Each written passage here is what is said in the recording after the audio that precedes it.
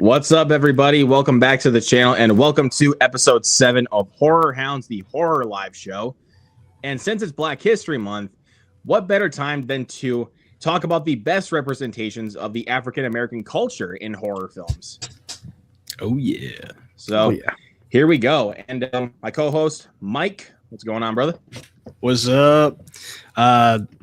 Same old, man. We're just chugging along. How about you guys? Doing pretty good, sir. The grind. Yeah. And to help us talk about this, we brought on our good buddy Zach Goldborn. What is up, Zach? Hey, you said my name right. Yeah. Whoop, whoop. I'm glad to be here. This is something that I wanted to talk about with someone for a long time because I feel like Black horror, we need more of it. So to talk about the best representation is awesome. Yeah. There's quite a few that we can talk about. So yeah. But before we get into that, we are going to talk about some of our most recent horror watches. That's always the topic we start with to kick off these streams. So, Zach, since you are our guest, why don't you start us off? Yeah, so I watched like 7 horror movies recently. Horror is always consistent for me, man. It's like a pillow. Yeah. A warm blanket. I know it's gonna be there for me. So I rewatched this movie called Mads. It's a French zombie film that came out, I think, 2 years ago. It's a one-shot take film where you're following one main character from the beginning of infection and throughout what that would look like, and it's amazing. It's like an hour, 40 minutes, and you can't tell where they're cutting or whatever. It looks like it's just one take. Really fun film. I think it was my 3rd time watching it. And I don't really rewatch movies, but like I caught things that I didn't catch before in my first 2 watches. So that was really great. It's on Shudder. Nice. That's a good one. I really it's really good one. Yeah, I haven't seen that yet, but I will put it on my radar. Yeah. I saw Dracula. This is the new one from, I'm forgetting what his name, Luc Besson. Luc Besson. Luc Besson, yeah. Thank you. Yeah, I'm over here saying someone's name wrong. I want people to say my name right. And I had a good time with this. Luc Besson, yeah. It's a weird. It's a weird movie. It's nowhere near other Dracula stuff that we had. Like, don't compare it to Nosferatu or even Bram Stoker's Dracula. But I had a good time because it was really campy. It was really funny. And I thought that the love story was believable, and I had a good time. Except those ugly CGI gargoyles. I don't know why they couldn't just hire regular people to play those parts, because that was atrocious. But other than that, I had a good time. They hired kids when they weren't gargoyles. Oh my god!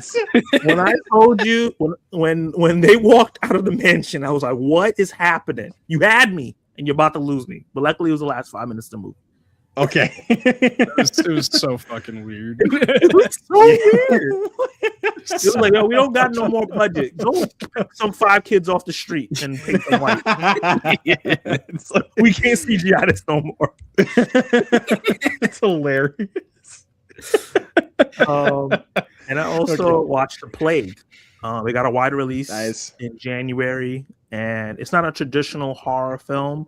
But for me, as someone that grew up around this time, the film happens, and it deals with a lot of things about bullying and growing up as a young man trying to deal with that. Back in my day, it was called Cooties, and here it's called The Plague. And yeah, it got under my skin, and especially there's like a particular scene where he's like trying to scrub his skin off, and I was like, Jesus. Oh like, man, I know girls that's happened to, where like they've scrubbed themselves so hard they peel skin when I was a little kid, and it's rough when people bully you. So I thought that it was a great film. Definitely check it out. I still have yet to watch it. I have it on rental on Fandango at home, but just haven't really been in the mood to watch it. But I think I will try to watch it this weekend. Yeah, definitely a good watch. Yeah, looking forward to it. Yeah, what do you guys watch? Oh right, Mike, you want to go next, or you just want me to go next? Yeah, I can run through mine. I got a good number of them just because Valentine's Day horror. I was just in the mood. So Thursday, I went to go see Cold Storage. was a really, really fun little infection type flick. I don't want to call it zombies because it wasn't like undead, but yeah, it was fun. Good time. The cast is great. It's surprisingly really tight script as well. David Koepp is a fantastic writer, obviously. Kind of surprised me that he was even attached, though, because apparently it's also based on a book that he made. So that was really cool. Yeah, really enjoyed that one. I rewatched the Friday the 13th remake for Friday the 13th, obviously. Horny ass movie, but yep, it's a good time. It's a good time. Like most horror movies during that decade. Exactly. Exactly. Yep. Then what else we got? A movie called Butterfly Kisses, which is a found footage movie that's like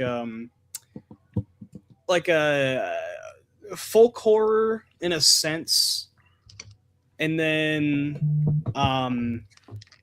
it's like traditional folk horror but in a found footage sense, so it's kind of like Blair Witch a little bit, but they actually have a bit in it where one of the people from Blair Witch are like making fun of the film that they're making in the movie. It was pretty neat. A little self-aware moment. It was a good movie though. It's pretty weirdly structured, I will say. There's like 3 bits in it where it's like a film within a film within a film, and it's just like, okay, chill out, man, chill out. Where did you watch it? It's on Prime right now. Yeah, I don't want to give too much away because I think it's a really cool little movie, but it was neat. I really enjoyed it. And then I rewatched My Bloody Valentine, obviously for Valentine's Day, and then did a double bill with that and Hard Eyes. Both are just really fun slashers. Nothing amazing, but I think they're just really fun times, especially My Bloody Valentine for the era. Probably like one of the stronger movies in that the little time frame. Like obviously Halloween, you have The Burning, My Bloody Valentine, and the first couple Friday the 13th in there as well. Good fun. And then I watched Hide and Seek, the Robert De Niro movie. Shockingly really underrated, honestly. It was creepy as hell. The twist was fucking insane as well. Really enjoyed that. And then I did a little I've been on a little kick of like those French Extremity movies recently with like High Tension, which is actually the first one I'm going to mention here. Bizarre, wild ass movie. Really good stuff though. I can see where people are a little thrown off by the ending, but I enjoyed it. But yeah, like movies like that, like Irreversible, Martyrs, like stuff like that is kind of what I've been watching a lot so far this year. And then I have a question. Are you okay? Yeah. Are you okay? No. This man named like 4 effed up movies in a row. It's like, that's what I've been, chill. This is why you falling asleep at 6:30 in the afternoon. Your body is traumatized. Yeah, a little bit. I like being spooked, man. What can I say? Then speaking of French Extremity, you get Them. This one is kind of like the OG Eden Lake and The Strangers, which in a sense those movies are really messed up, and this one is no different. It kind of has like the twist of Eden Lake, or like the twist is very Eden Lake-esque, and then like the main concept is very Strangers-esque. So you can definitely see like the influence there for sure. And then rewatched Weapons with Luke and a couple of our other buddies on a watch along. Rewatched The Descent as well. That was a really good time. And then I checked out Jacob's Ladder. Again, fucked up. I'm not okay. But you know what? We ball. It was a really Halloween damn good movie. I still got to see that one, dude. It's so good, dude. It's so like, so I've heard it's really fucking trippy, but I really do want to check it out. Yeah, there's some wild like Lovecraftian shit in there, and the twist at the end is like fucking nuts. And then The Ninth Gate, Luke, I think you just watched this one recently, right? Yeah, I did. It was okay. Definitely a slow burn, and the third act wasn't very good. But Yeah, I it was 100% fun agree. enough. Like the way that it's structured in the third act, like, and especially with how things are resolved, I'm like, this is the route you go, really? Yeah, I agree. And then most recently, I checked out The Stepfather. That was also a really damn good movie. That's a good one. Yeah, kind of gave me like prototype of like Disturbia ish, like those kinds of vibes, or like Summer of '84 a little bit. Really, really good stuff, honestly. And that's all I've got. All right. So I'm gonna go from here. I checked out The Serpent and the Rainbow for the first time. Wes Craven movie, very much like folklore kind of voodoo style horror film. Really cool stuff. Checked out House, not the foreign film, the horror comedy from '85. That's a really funny movie. I do enjoy that one. It's a wild movie. Yeah, but it's good though. It's good.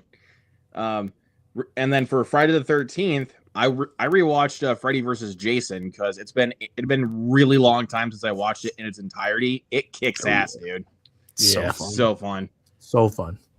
And then I did a double feature for Valentine's Day. I rewatched Hard Eyes. I still really enjoy it. It's a ton of fun. And then I rewatched Valentine, the not My Bloody Valentine, but just called Valentine, the one that's from the director of Urban Legend. It's a fun enough little slasher flick, but I just wish there was more to the kills, and I wish that the killer reveal was not so obvious, because you could see that coming from a mile away. So that, I think that's honestly the film's downfall, but it's good. I do enjoy it. Weapons, Mike already mentioned earlier, phenomenal. Also did rewatch the original My Bloody Valentine. It's a good time. Hell yeah. Rewatched this one last night, As Above, So Below. Underrated found footage movie taking place entirely in the Paris catacombs. Like, such a good movie. Yeah, cool, that's on my watch list. Someone wanted to watch that. Yeah, it's really great. Cool stuff. And then last one to mention, watch this today. I watched Twisted with Lauren Lavera and Jamon Hansu.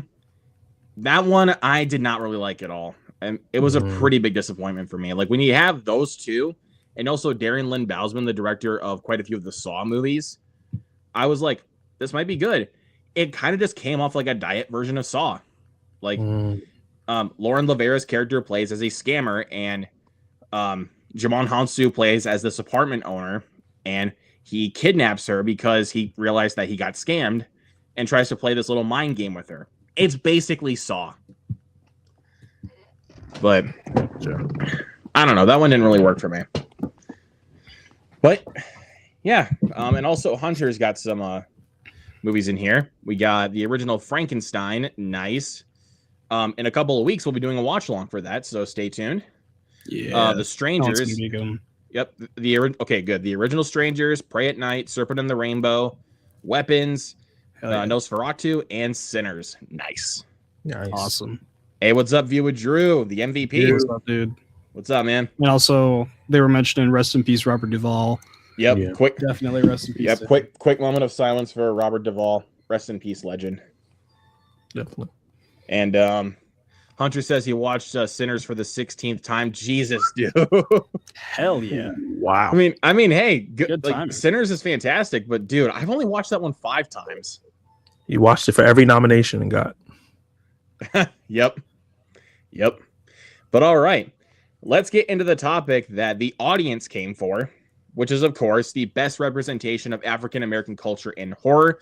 So we're going to go around the table and mention one film that we've all gathered for these lists right here. So, Zach, why don't you start us off? So I'm going to start off with 3 movies in one because of the same reason. And it's not black films, but movies featuring black people. And that's Deep Blue Sea, I Still Know What You Did Last Summer, and Halloween H2O. And why these 3 films are so important to African American culture? Because there's a trope in a lot of horror films where the black person dies first, or they get the most brutal death. But in these films, all the black people survived, and we were so proud when LL Cool J survived that damn shark. Yes. And you can throw Anaconda in there because Ice Cube survived Yeah. Well, so these films are like proof that you can make a great film without killing us off at first or at all. So I just remember a lot of us talking about that. Those films, came out not all in the same year or anything like that. But I just remember around the same time, though. Yeah, around the same time, though.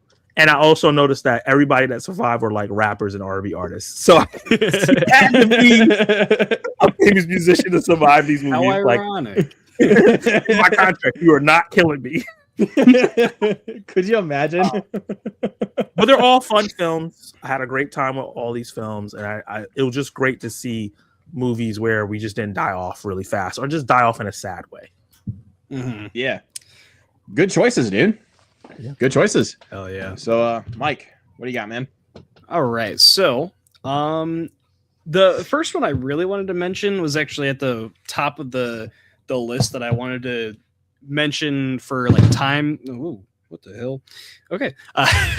For like, time period and whatnot, like going chronologically. But like the first horror movie that like stood out to me personally with like a deep message about like the African American community in horror was Night of the Living Dead, the original 1968 film. Of course, it's not directed by an African American director, but prominently features an actor of the culture and is the only survivor for a minute at the end of the movie, and then is shot because he looks like a zombie because of his skin.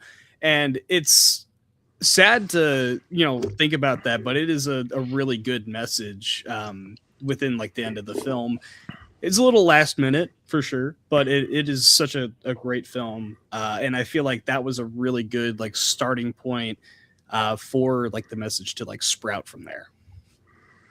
Good one.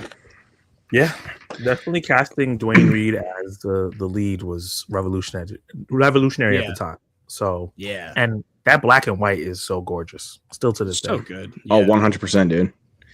But I'm gonna go a 2-for-1 right here. I know these are technically action movies, but they're horror based because our main character literally hunts vampires. Blade 1 and 2. Hell yeah. Like, Wesley Snipes as Blade is perfect casting for that character because you come to learn like over the years with Wesley Snipes where it's like if you give this guy the right role, that dude will kick ass. And further proof in Blade, both Blade 1 and 2. Now, here comes like kind of the debate with either one of those films, like whether the first or the second one is better. I like the first one a little bit more because of a lot more of the action sequences and of course Wesley Snipes. But the soundtrack in the first Blade, so good. So damn good. So good.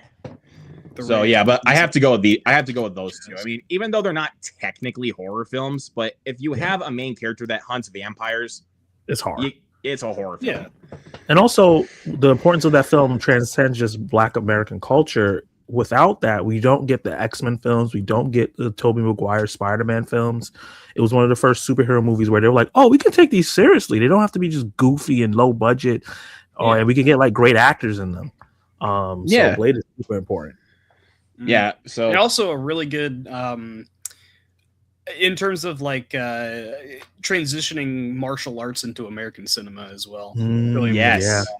That is a really good point. Yeah.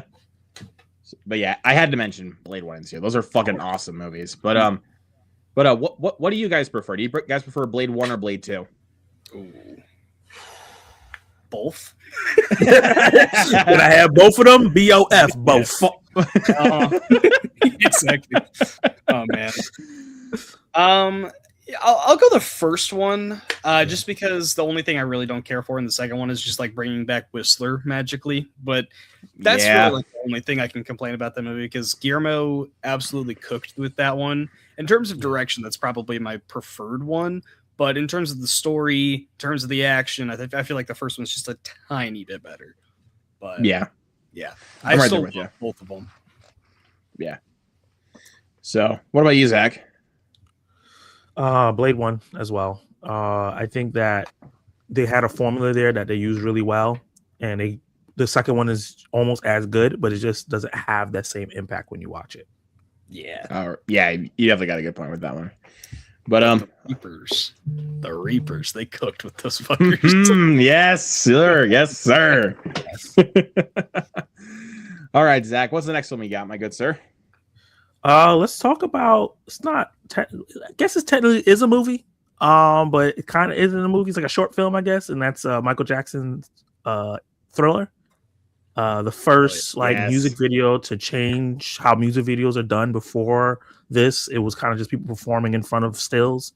And when they started doing this, everybody was like, "Oh, we got to do short films now. We have to do narrative pieces for every music video to even compete with Thriller." Because what he just pulled off with this music video is insane. And I think the cultural impact of everyone's still doing a dance, even like 3-year-olds who weren't even born or around when Michael Jackson was still alive, to wear a jacket that people still wear, the fact that Thriller is still around every Halloween, and how creepy it scared the shit out of me when I was a little kid. Yeah. Like, I'll never forget his zombie face or him turning around with the eyes. Yeah. I thought he was a demon for real. So yeah, Thriller was super important to Black American culture and American culture in general, because it just changed the face 100%. Of how pop stars act. Yeah, hell yeah. That's a great pick, dude. Like, of course, we all love the song Thriller, but that music video, like you said, though, dude, like great representation, but also like the creepy vibe that they got, dude. Like, especially like with the makeup of the zombies, like, oh my god, dude, that looks better than some movies right now. Yes, exactly. Yeah. Yes. Very like Return of the Living Dead vibes. I love it. Yeah. Oh, 100%, dude. Like, it's funny you brought that up, Zach. Like, how does a fucking music video of zombies look better than half of the shit we get now? I don't know. And the budget wasn't crazy back then, so I don't know what's going on. Yes. Yeah. Oh man, that's crazy, but great choice, man. All right, Mike, what do you got, man? All right, I wish I had a hook for this one, and also technically it's a twofer. I want to save the second one in this little series that is important for cultural purposes, but Ellen, Candyman. Hey. I remember the first time I watched it, I thought it was kind of dumb. And then I rewatched it some years later, and I fell in love with the movie, man. It is so creepy. The vibes, Tony Todd, he's got such a great voice. There's like so many great roles that he's gotten just for having his creepy ass voice. Rest in peace to a legend. Yeah. Love the guy. And I mean, without Tony Todd, I don't think Candyman would really even work that well. Also diving into more folk horror, kind of like Blair Witch, in the sense where it's all focused around like a urban legend about this guy who had a hook for a hand and was killed by a bunch of dudes swarming him with bees. It was fucking gnarly, just from the opening bit, and then you get to the kills and they're insane. Of course, also you're exploring this Chicago suburb area with the main character Helen, as she's figuring out along the way like what the whole urban legend is about and if it's real or not. And I just think it's a phenomenal movie. And obviously the 2021 movie as well. You get the debut of Nia DaCosta, who is a really prominent name nowadays, especially with Bone Temple coming out recently and just like shaking the entire 2026 for us. Yeah, such a great director, honestly. It's a shame that she's had like a little bit of a rough start in terms of script aspects, but they're not in her control. She didn't write them, so right. Other than that, I think the first Candyman is perfect. I think the 2021 film is actually really damn good as well. I know some people don't really care for it, but I think it's like in terms of directing and of course the cultural aspects of it, I think it's a freaking great movie. I agree. Yeah, acting in the second one is fantastic. Yeah. It's great. Yes, it's great. I mean, I'm one of those people. I kind of fall on the side of the 2021 version. I think it had a little bit more impact to me. I mean, I totally understand like both sides with the original Candyman and of course the new one, but I think with what the new one brought to the table, and especially Nia DaCosta's direction and Yahya Abdul-Mateen's performance, I think there was more to be had in the new one. At least to me, I know people are going to slam me for that, but yeah, I'm sorry. I feel like I'm sorry. The only thing with the movie for me that I don't really care for is the writing in the third act, but that's just me. I think it's just it had momentum going, and the third act stalled it out. I don't know what happened there. And they kind of just rushed the whole thing with like how like he gets like the whole freaking hook hand and stuff like that. They kind of rushed. And the third act does feel a little bit rushed, I will admit. Yeah. I do like though, like how they were kind of doing like an origin story for another Candyman. Yeah, and it felt kind of like a multiverse thing, like you seeing the other one. I thought that was It was a cool idea. I just wish they'd set it up a little bit more and maybe focus a little bit more on like building out the dude, like the twist reveal guy for the art house. I don't remember what you would call it. Like the art museum. Yeah, the little exhibition. Yeah. One thing I'll say about the original Candyman, I agree with you, Mike, in terms of like the first time I watched it, I didn't like that movie. And I got a little older and I watched it again and I was like, oh, it was like things that I grew wise enough now to understand what it was doing. I didn't understand what it was going for at first. The whole like little caricatures, which is dope as hell now. But at first I was like, what is exactly? I wasn't expecting such a mature kind of artsy horror film. At that point, I was watching like Slop. So going into that young, I was like, what is this nonsense? And then I grew to love it. And kind of how it talks about, you know, gentrification, colonialism, and all that stuff, and kind of people entering spaces and disrupting those spaces and then almost dying because of it and causing other stuff to happen. And black people are in like Christianity and other religions a lot. So when it comes to like folklore, they get scared of it. So it was really cool to see a film kind of have like a gothic folklore feel, and then we embraced it. Something that's outside of like the regular religion. So I thought that was really dope. And also the score in that fucking movie is amazing. So good. Yes. I wish they had like a vinyl or something of it. It's like, oh my god. I didn't know that this was based off of Clive Barker's original like short story. Yeah, it's one of the what was it called? The Books of Blood or something like that he did. Books of Blood, Stories, Forbidden Fruit. That's what it's called. Yeah. Huh. Yeah. Oh yeah. Yeah, I didn't know that's cool. That one and the Hellbound Heart are freaking great stories from them. Nice. That's for Hellraiser, right? The Hellbound. Yeah. Yep. Death by Temptation. I don't think any of us have seen that one actually, Trenchy. No. But that's a really good one you mentioned though, because I know that one is like really big in like the African American like horror corner. I want to say it's on Prime, maybe. I'll have to check one out soon. I mean, Mike, when you sent me the list earlier, you did mention that one in particular, and I was like, yeah, I've seen heard that. so much about it. I haven't seen it. When I looked into it, there's a lot of like parodies, kind of in like TV shows that I noticed. They use like the title of it and like change a word in it or something like that. I want to say like The Simpsons did that at some point. Probably. Yeah.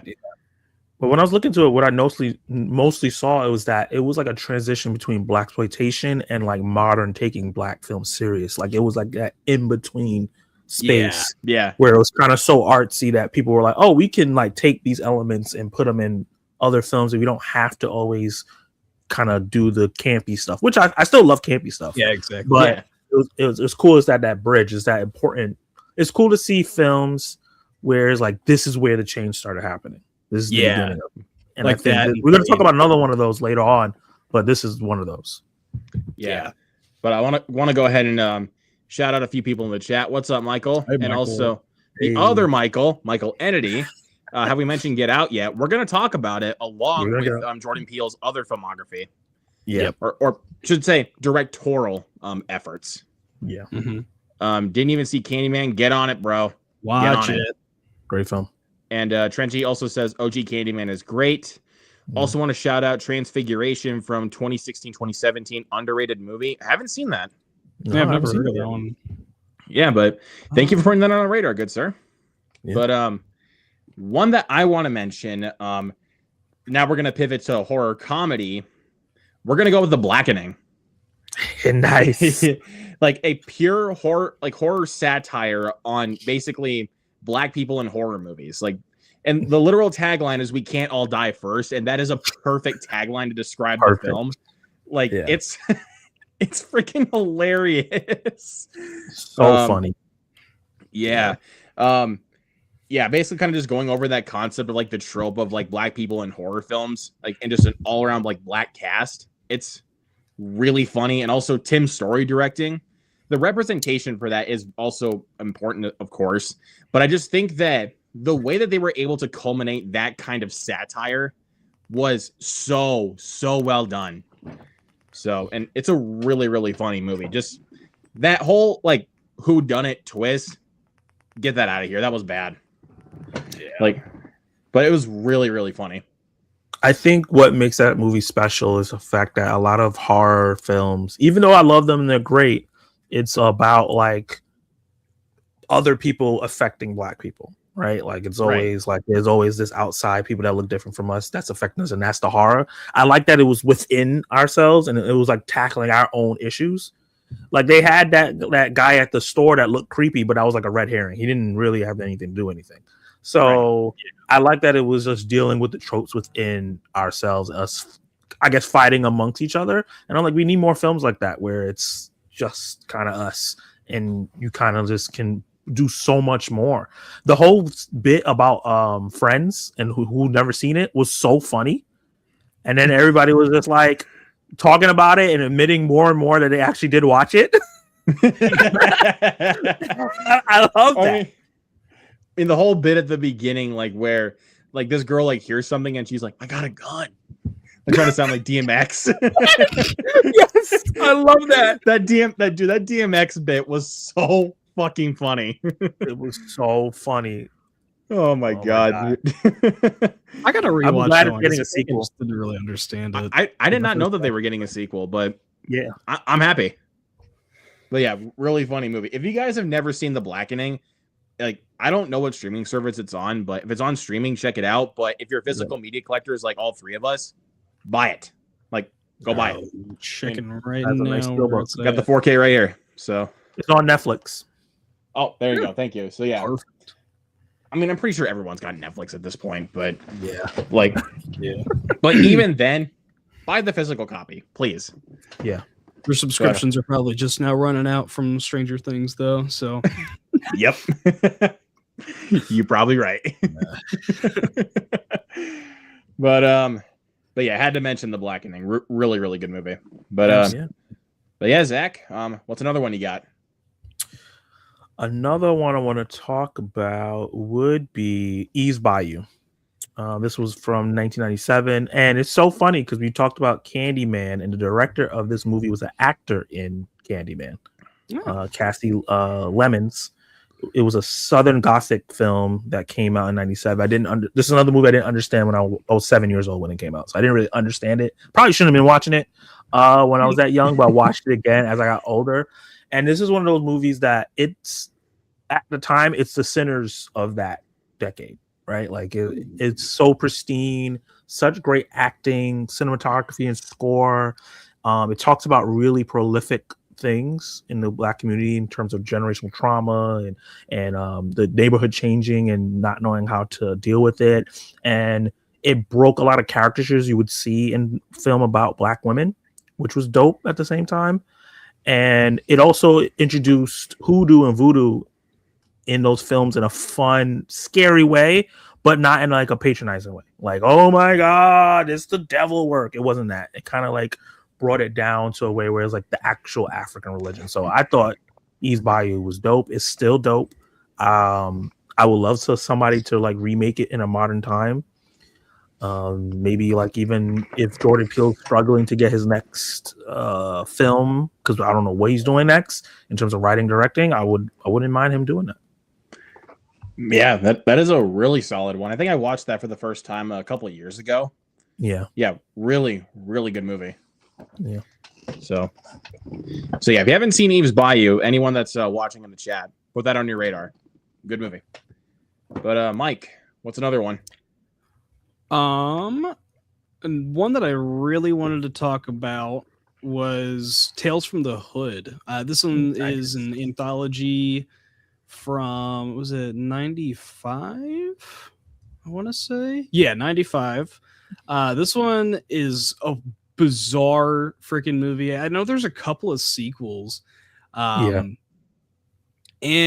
so this one is Clarence Williams is the little like I guess you can kind of say it's like the crypt keeper of like this kind of story where he's telling all the stories to these guys that like break into his little I don't even remember what it would be. It's like his little like mortuary or something like that. It's been forever since I've seen this movie, but it's a cool little anthology, really fun, bunch of good laughs in there too. It's definitely a good one though, and I know Keith David's in the second one and Tony Todd is in the third one, and they're kind of like the storytellers, those ones. So it is a mortuary shit. All right. But if you want to mention another one with Keith David, I also want to mention They Live, John Carpenter movie. You got to mention They Live. Like that is a freaking classic. Of course. Like, and The Thing. Of course, The Thing. Okay. But like the first one that like came to my mind is like as soon as you said Keith David was They Live. Like just his chemistry with Roddy Piper is just perfect. Fantastic. And just the fight scenes like that they perform is so good. Yeah, for sure. Yeah, especially to get a performance out of someone that's not a trained actor. You know, Roddy Piper being a wrestler, and obviously they have to act, but it's not at that same level. Keith David did a great job. Yeah. So it's another one we got to put on the radar. But now this next one I'm gonna mention is not particularly a great movie, but I want to mention it because Mike, this is another one that you helped for culminating this list, which is Him. Again, not particularly a great movie, but Tyreek Withers and Marlon Wayans as your two central leads, they play off of each other very, very well. And Marlon Wayans taking on a more darker, serious role while still having his comedic chops. Yeah. He does a really good job, and he actually makes the film at least worth a watch. Yeah. So, like, he's of course, if anyone does not know what Him is about, Tyreek Withers plays as this like up and coming quarterback who gets attacked by a very obsessive fan, and he suffers a brain injury, and he gets invited to train with the legend. Is basically his idol of football, Isaiah White, played by Marlon Wayans, at his compound, and of course, things go wrong. But very wrong. Very, very wrong. But like I will say it has some like cool stylistic choices.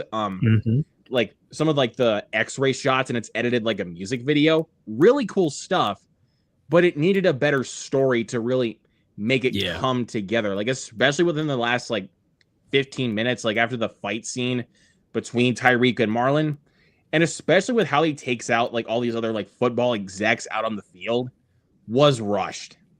Yeah, I think with this movie, I think if Black creators watch it and take the right messages from it, I think it can be an important film.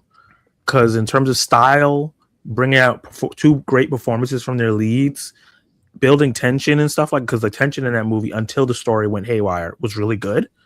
And just the way it looked and the stylistic choices, I would like Black directors and writers or people who direct Black people to even do like cinematography that make them look good. Like I'll never forgive Christopher Nolan for making John David Washington look terrible in Tenet. So we need cinematographers to shoot Black people better. So I would hope that they see that and find out ways to lift that and put it on a better script. Yes, because here's another problem with the movie. Like there's way too many ideas that are being thrown at the wall because there was 3 different writers, and one of those was the film's director, Justin Tipping, who apparently is the nephew of Jordan Peele. I did not know about until like a few weeks ago. But it's still cool to see that. But there just needed to be a better script to kind of iron out all the kinks, because there's quite a few things that just kind of make the film fall apart. But I like it enough for what it is, like as a cool, stylish experiment, like a kind of stylish experimental horror in a way.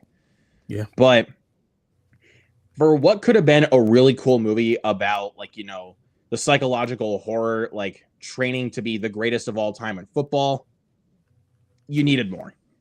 Yeah. Mm-hmm. I wish they would have kept it like grounded instead of going supernatural.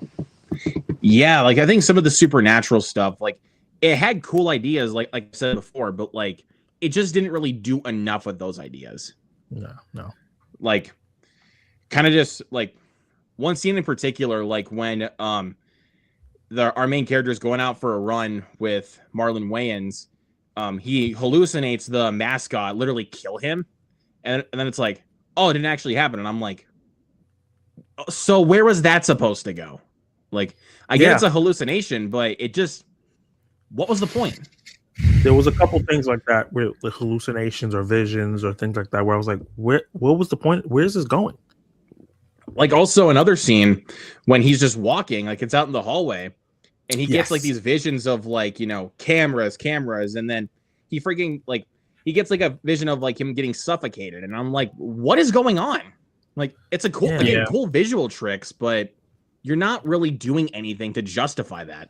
Not tying it back to the actual plot. Because something like that is supposed to be like, he made it as a football player and the fame is suffocating him. That's what they were supposed to do. But at that point in the story, he was still training at the compound. So it didn't make any sense.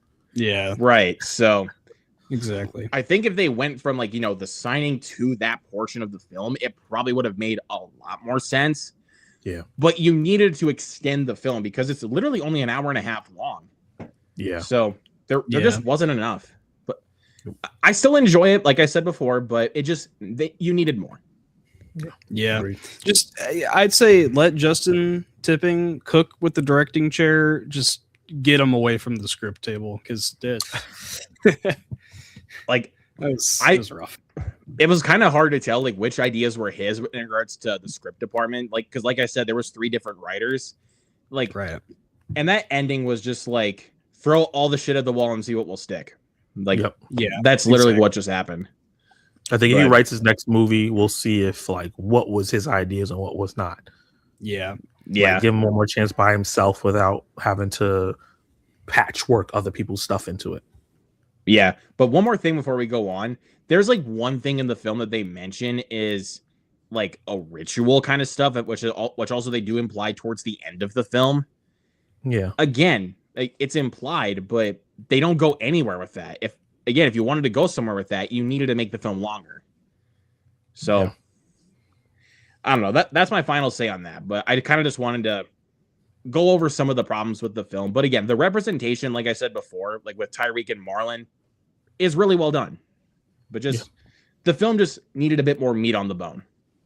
Mm-hmm. Yeah, I agree. Like I said, it was too many different ideas that were thrown out that weren't expanded upon. Even like Marlon talking about Tyreek being biracial, or at least looking a little ambiguous. They kind of like went into that, and then it was never brought up again. It was just like, hey, what are we doing? Yeah, like you're definitely right though, dude. Like there's just some things they say, and it's just like, oh yeah, we're gonna forget about that. What? But is what it is. But let's go on to the next one. So Zach, what do you got? One of the most important Black horror films there is in this Blackula, right? This was a film that is impactful in a way where it kind of pioneered the kind of films that we like in horror, in terms of like social commentary, being intelligent while still being satirical and fun. And you can see direct inspirations, things like Get Out and Candyman, because it came out in 1972, so it predates those. And the movie is just a fun vampire film that tackles a lot of serious stuff at the same time. Yeah. And I remember watching this, like, I think I probably watched it when I was 15, and I was like, holy crap. Like, this is really, really freaking good for a movie that's this old. Because I noticed for me, when I start going past like 1985 in film, it starts losing me a little bit, and I got to fix that upon myself. I got to go to movie therapy and figure out why. But this is in 1972, and I had a good time. I think that not only is it really, really fun, and the main cast are all going for it, and it's not perfect or anything. It has flaws, but I just think the impact of it is just so important. Yeah, 100%. It feels like Dracula mixed with like Coming to America in a sense, where it's got like that kind of comedy, but it's very directly a Dracula movie. It's fun. It is a fun movie. Again, haven't seen that one either, but again, that's the thing I like about this show is that whenever we talk about like topics like this, like it's a good way to actually have me put some of these horror films like on my watch list. So yeah. So yeah, that's another one. I'm gonna put that on my watch list. Yeah, he mentioned Transfiguration, and now that's going to be on my watch list because I never heard of it. Mm-hmm. There you go. Yeah. So, like, what else we got? Like, he also said Sugar Hill and JD's Revenge are also great. Nice. Okay. Also says for Tales from the Hood, I like how it touches upon serious topics with respect, but is fun as well as the last segment is crazy. Again, keeping it on my radar. No, that movie is nuts. Okay. So, next one. Do we talk about People Under the Stairs or Bones? I would say People Under the Stairs. People Under the Stairs? All right. So, yeah, People Under the Stairs. This was a Wes Craven movie. Michael, it is not garbage. It's not garbage. Watch it. It's good. Okay, so anyway, People Under the Stairs. Wes Craven, obviously, he's not an African-American, director, but this is very much... within the African American culture, I believe, was it written and produced by African American? No, actually, it really wasn't even. No, it's all him. Like Wes Craven wrote it. It was all Wes Craven. Yeah. Then I was about to grab my forky off the shelf to take a look, but apparently not. But Michael, what do you mean? What is this guy? We've been talking about good ones already. Yeah, no. So this one follows a kid in a African American suburb, and he stumbles into this little house that he finds like in the corner of the street. It's all like run down, and he figures out that there's these people that are living under the stairs of this house, and they're kind of just like martyrs a little bit, and yeah, it's a freaking wild movie. It's been a minute since I've seen this one as well, but I remember I enjoyed it. I don't think I really understood it a whole lot on my first watch. Once again, it's kind of one of those. It's like I just need to rewatch, but it's definitely a cool movie diving into the culture of the suburbs and whatnot, and also a movie that, for whatever reason, got Cody Leach a bunch of shit for talking. I was actually about to bring that up, believe it or not. Like, yeah, which is stupid, but yeah, like, that was really stupid. Fuck off, man. Fuck off. Oh Michael. my god. But Bones is a good movie as well, Michael. Thank you. No, I meant good one and not Bones. It's a good movie, bruh. Good. I still gotta watch Bones. It's a good one. It's fun. Yeah, I'm keeping that on my radar.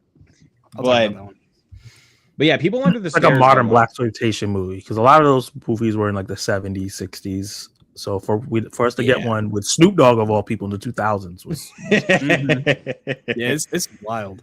Yeah, Michael, it's awesome, dude. Yeah, Snoop Dogg is a vampire. Hell yeah. Let's see. That has the kid that plays Michael Jackson in one of his music videos and Moonwalker. Nice. Did not know about. I think he's talking about with Bones, if I'm not mistaken, or People Under the Stairs. I don't know. Yeah, but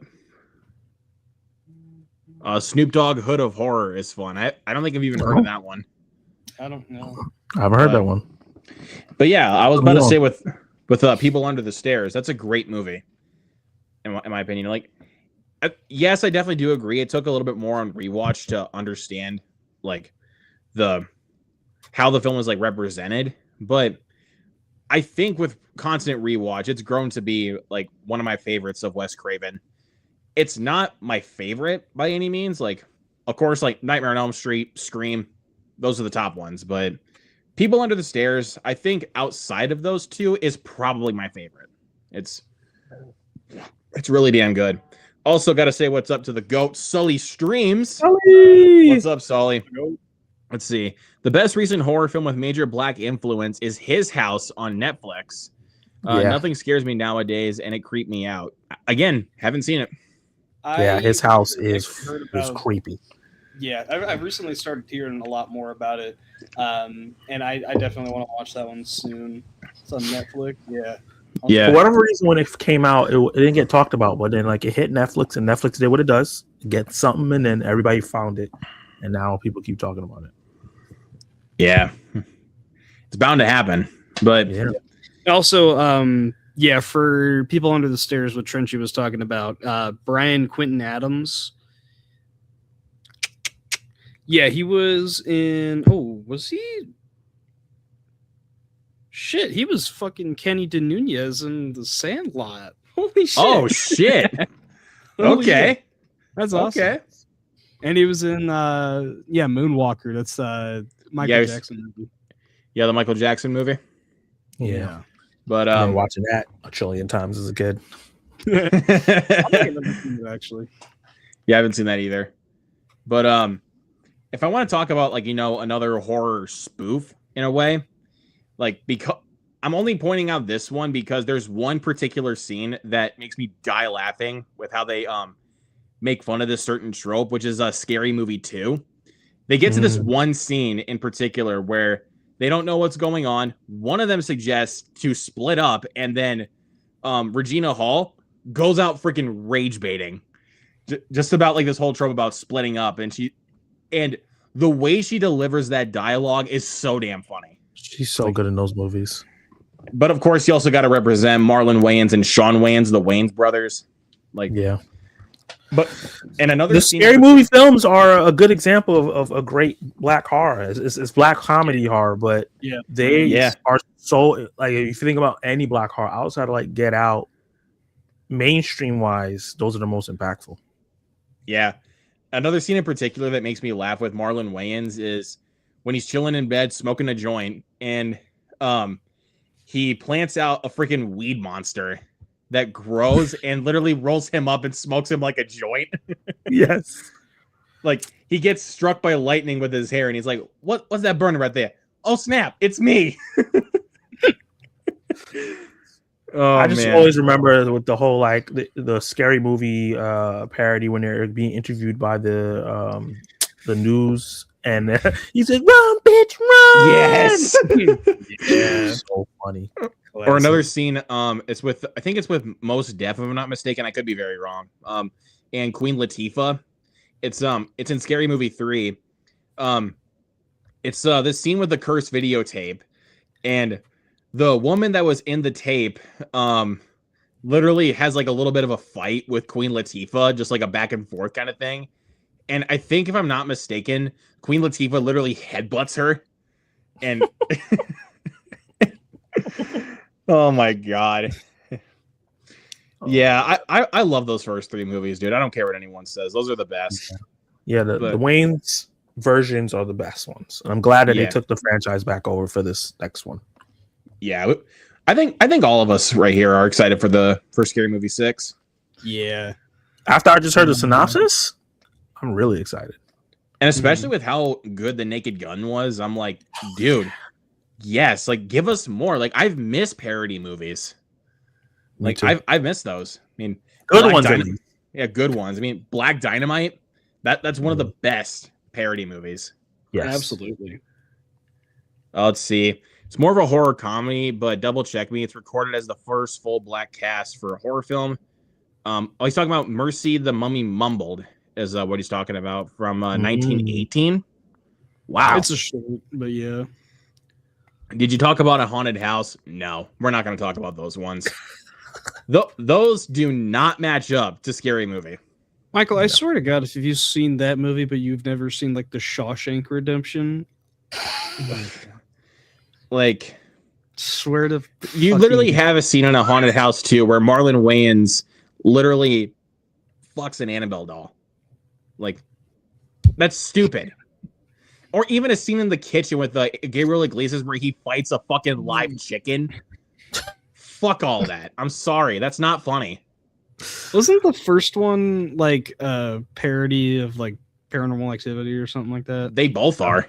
Yeah. Oh, they are. Okay. They both are parodies of Paranormal Activity. I mean, even in the second one, they do a literal parody scene of The Conjuring, like where it's the whole like clap, hide and seek kind of thing, like with the clap, and then it is like, I got you.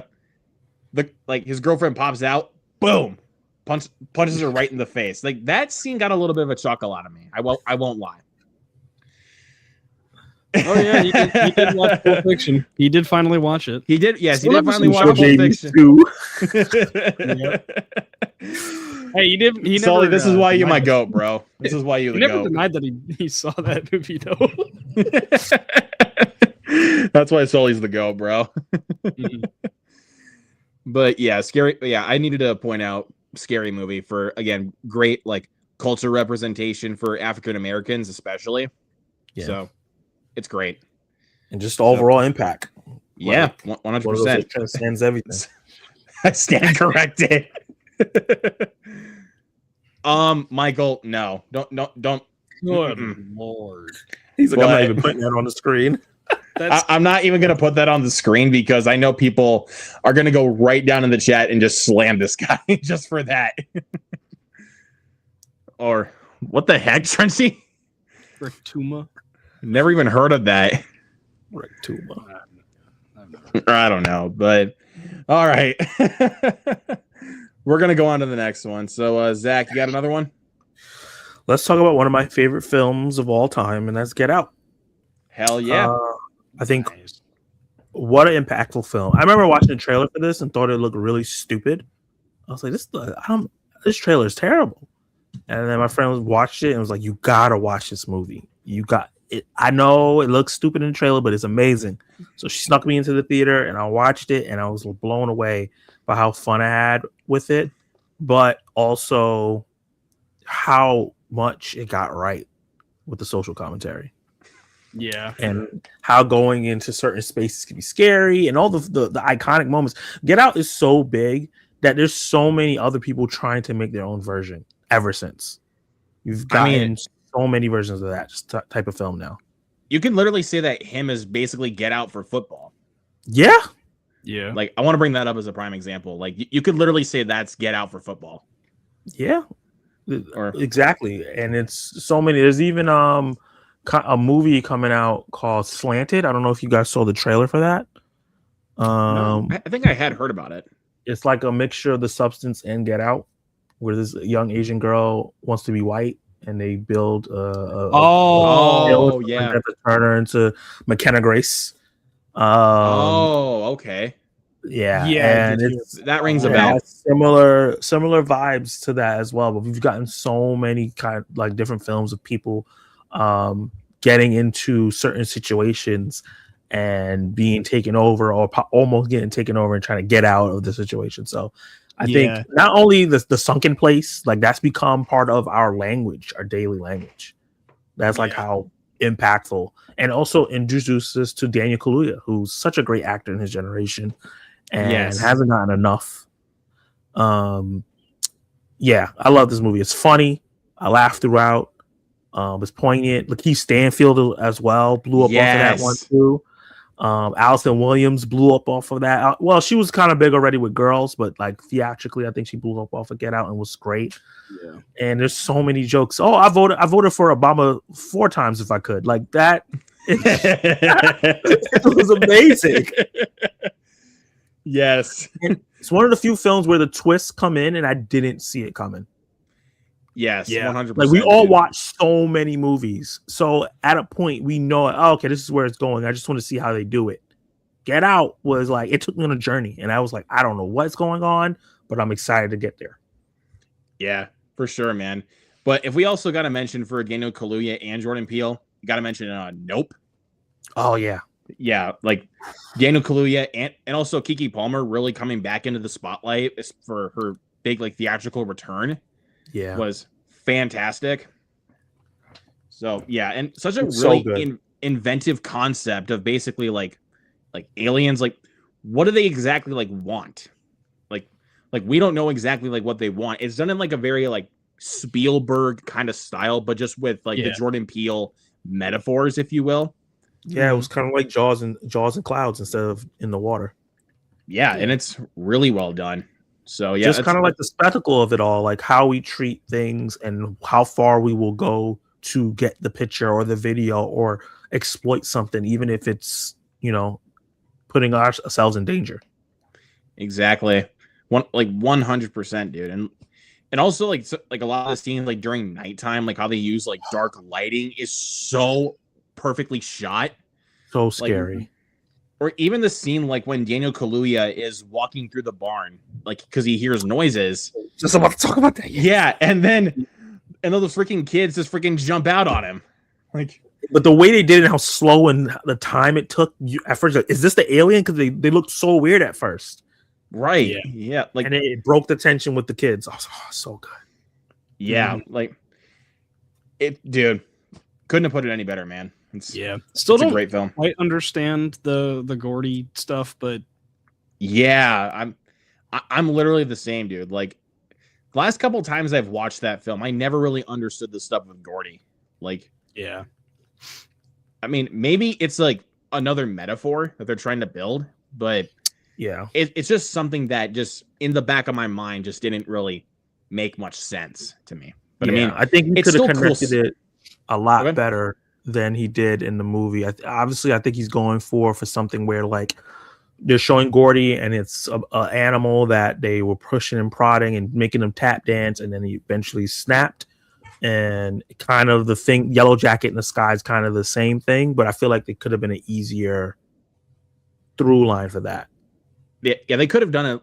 Yeah, they could have gone the easier route, but they kind of just went the way where it's like you can't really unpack like what the whole plot is like with Gordy. Like even especially when the film opened, like, and it just opens up with that shot of Gordy. I was like, am I watching the right movie? Because I just wasn't sure what I was wrapping my head around. Like I couldn't wrap my head around that at first. Yeah. But as the film progressed and they kind of got more flashbacks with Gordy, it understood it more, but like at the same time, I just don't know where or what they were trying to do with with those certain things. But again, it's cool stuff though. It's just again couldn't really wrap my head around it. One of the most terrifying scenes I've seen is the Yellow Jacket picking the people up. Oh, and we see them go inside. Oh yeah, dude. Oh my god, dude. That is terrifying. And the sound. Yes, everything. Dude. Oscar snub for best sound, by the way. Like, why didn't we get that for Nope? Easily. But they do that all the time. Like this year, they snubbed Warfare for sound. Warfare should have been nominated for Oscar for sound. Yeah. Anybody that watched that movie knows the sound of that movie is amazing. Yeah. Like like the gunshots, the explosions, like everything. The show of power. Film. I'll never forget how I felt because I saw that in RPX. So it has the big speakers, your chair shakes. When the show of power happens, I was like, "Oh crap!" I thought I was getting bombed in the theater. I was like, "Oh, this is it? I'm dead." That is the one time I've actually like leaped out of my seat from a jump scare. Is that fucking tank blowing up? It's like, yeah. I didn't quite get that full experience since I saw it at home, but it still felt like I was watching it in the theater, like watching it like on a 4K TV and stuff like that.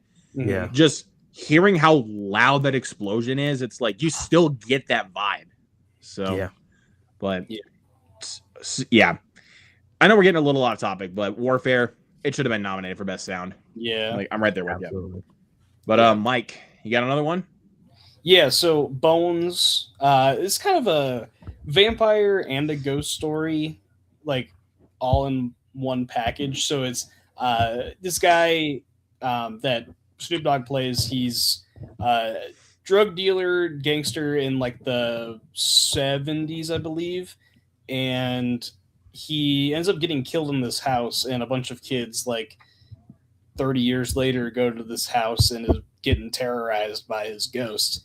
And it is a really fun movie in terms of just like cultural aspects, but also mob and just being a ghost story in general. It's really, really cool. I enjoyed that one a lot. And then I think that segues us into like the final like big movie as of recently that's like shook the culture. Luke, if you want to take us away. And but before we do that, I mean, I know everyone's gonna know what it is, but still want to kind of cue in some suspense. So a little bit of a drum roll, please. Yeah, you guessed it. We're talking about Sinners. Yeah. The cultural importance and also the impact that this film brought from director Ryan Coogler. His first like feature like into horror. Like that is to be praised. And especially with how many nominations this film received at the Oscars is unheard of. Michael B. Jordan in his double role is fantastic, and how Ryan Coogler like builds like certain messages about racism, blues music, like or any of that kind of stuff, religion, even like there's so many different things that he culminates all into this one. Yeah, all into this one film, like vampires and stuff like that. Like being temptations as well, instead of just like these succubus creatures that they normally are. Yeah.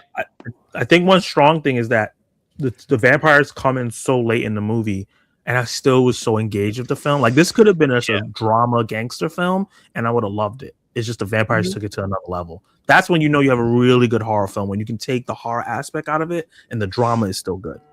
Exactly. Yeah, 100%. Like there's so many different genres that they try to blend with drama and horror, but like the way that, again, like I said, Ryan Coogler is able to blend all of those genres is just so perfect. Like I don't think any other filmmaker could have done it as good as Ryan Coogler.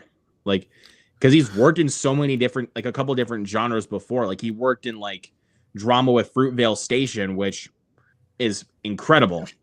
Yeah. With like worked in the sports drama with Creed, again, phenomenal.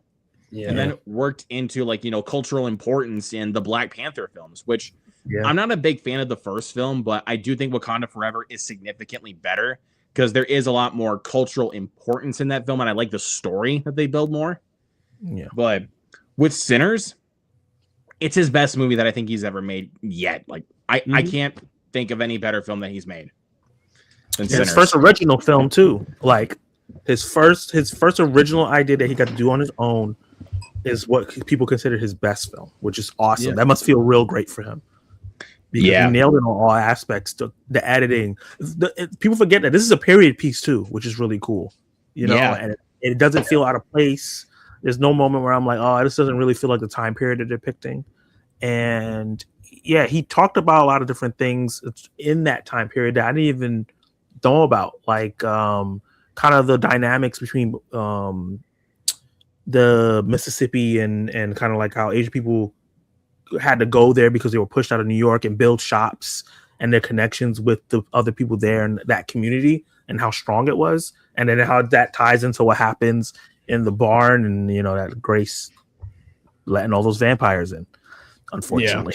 But such a great movie. And also just the finale too, like the little was it the post-credit scene? The post-credit scene with Buddy Guy, which is the funniest fucking name. Buddy, I'm not your buddy guy. That's the first fucking thing I thought of when I saw his movie. Oh my god, it's so good. With him as what's the kid's name? With Miles Caton's character. Older. I love the little like monologue he gave about like waking up in cold sweat from dreams of the night. It's just like, oh man, this is so fucking good. But also the juxtaposition of him saying also, before that happened, it was the best night of my life. And like how life can just be like that. Exactly. It's like you're having a great time and then all something just messes up that great memory. Which, by the way, we got to say for Miles Caton, what a phenomenal performance. Yeah. And like his like musical number of I Lied to You, that is like the Oscar win right now. Like all of his music number stuff. Yeah. His voice. Yes. Good. Yeah.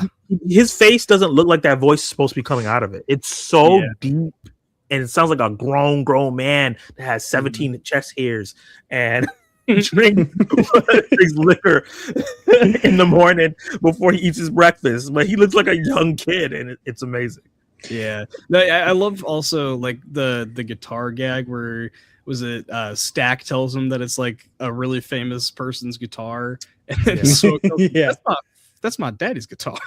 Yeah.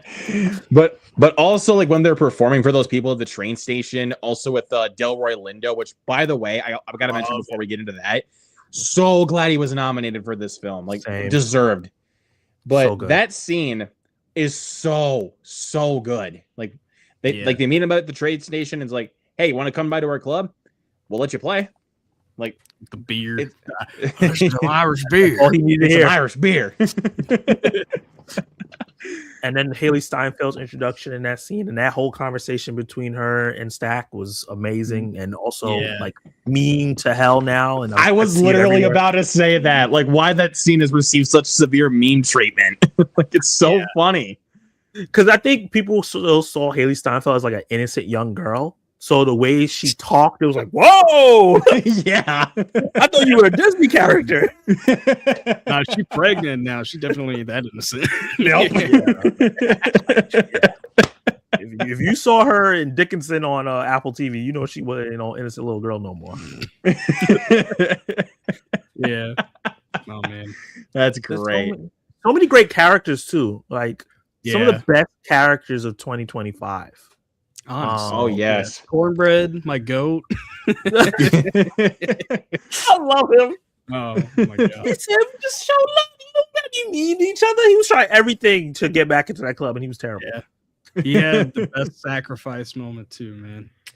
Even the restraint to have like him peeing in the woods, and instead of just a vampire jumping at him, just having the eyes pop up in the background.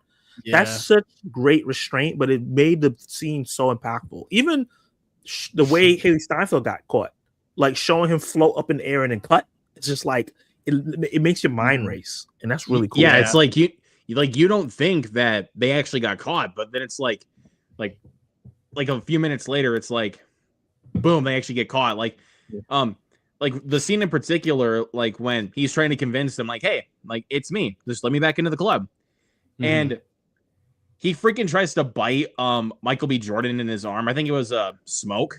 Like he tries to bite Smoke in the arm, and he shoots him like right through the mouth. And I'm like, dude, it was so awesome. But also when Stack tries to convince Smoke that he's not that it's him, and he's like banging his head against the door. He's like fool, let me out. Like it's me. Like.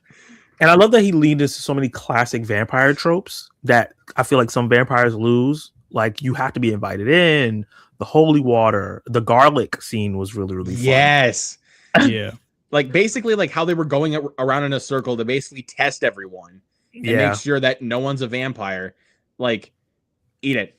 No, I'm not going to do that. Pulls a gun on her and he's like, just fucking do it. And then, like, Miles Kane's character trying to stop, he just slap him in the face with the gun real quick. And it's like, shut up. This is our life on the line right now. Eat that. Talking about, I don't like garlic. Are you a vampire? What are you talking about? Yes. And how upset. It's just one of the funniest scenes is Remnick being a vampire and gets so upset when he gets called Clan. He's like, I'm a vampire and I eat people, but I ain't no goddamn Ku Klux Klan. Those are terrible people. Yes. Which, by the way, Jack O'Connell as Remick, that dude should have been nominated. Yeah, he should also been. It should have been him and Delroy. Yeah, I think honestly, as much as I love Benicio del Toro in one battle after another, take out Benicio and then replace him with Jack O'Connell for Sinners. Hell, I'm not even mad at that. Honestly, I mean, I know it's not going to happen, but they should freaking nominate him for the Bone Temple as freaking Jimmy Crystal. Demented ass, like even more crazy and demented than Remick in Sinners. Like you want to talk about like one of the greatest villainous performances of all time? That's him in the Bone Temple. Like he's so good. Just that moment he has with Ray Fiennes and that quiet conversation he had, brilliant. By the way, Michael, Delroy was nominated. Yeah, he was. By the way, we got to say what's up to my good man Joel. Hey, what is up, man? What is up? And Shot by Shot Official is in here saying, Yes, sir. gotta love Sinners. Hell yes. So good. And he says, Marty Supreme was my favorite film from 2025. Based. I can say that now, but my best of list already feels super outdated because now that would have been my number one. Yeah, that's definitely in my top 10. I had a blast watching it in the theaters. Oh, we didn't even talk about the best scene in the movie, and that's the transcending time and space scene. Yeah, yeah. Oh yeah, yeah. Like, that caught me so off guard. Yeah, I was like, what's happening? Yeah. Yeah.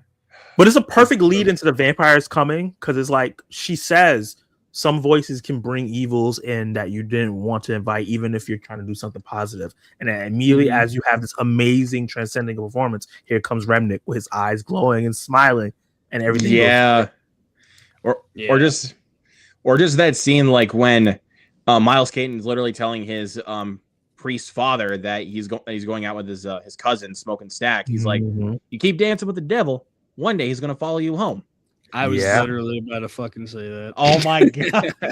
I feel like quite a bit of this stream has been like we mentioned something and me and Mike are like, I was about to fucking say that. Yeah. The devil comes knocking tonight, he'll have to get through his old pal Delta Slim. So damn good. Yeah, honestly, there's really no complaints I have with Sinners. Like, I think everything was done perfectly to a T. It's phenomenal.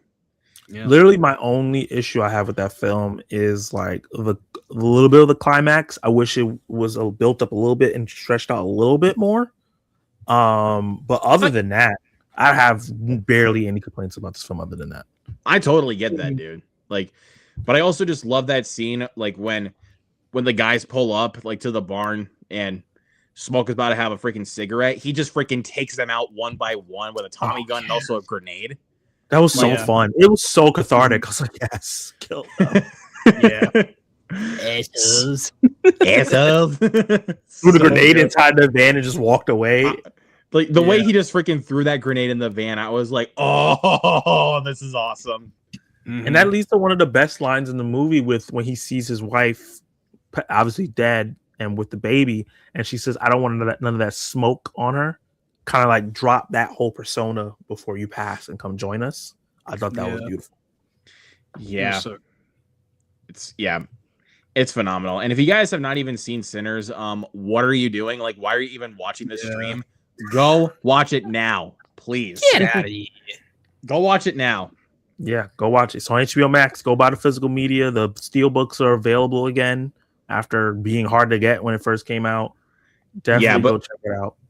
But what really quick, I did also want to mention, we forgot to mention one Jordan Peele film, which was Us.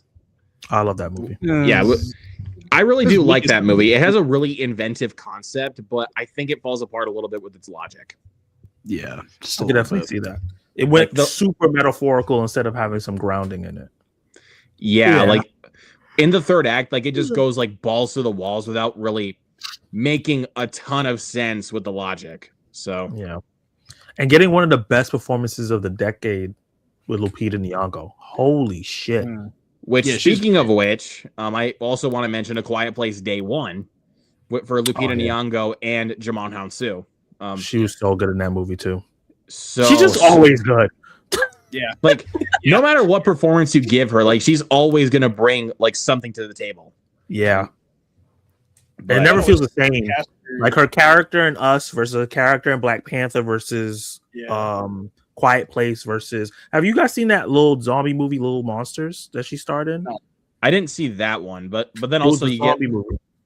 But then like versus like The Wild Robot, like there's always something that she brings that's different to her character. I love her as Okoye, but I wish honestly they would have even casted her as like a bigger. Me too. Like bigger bill on the cast.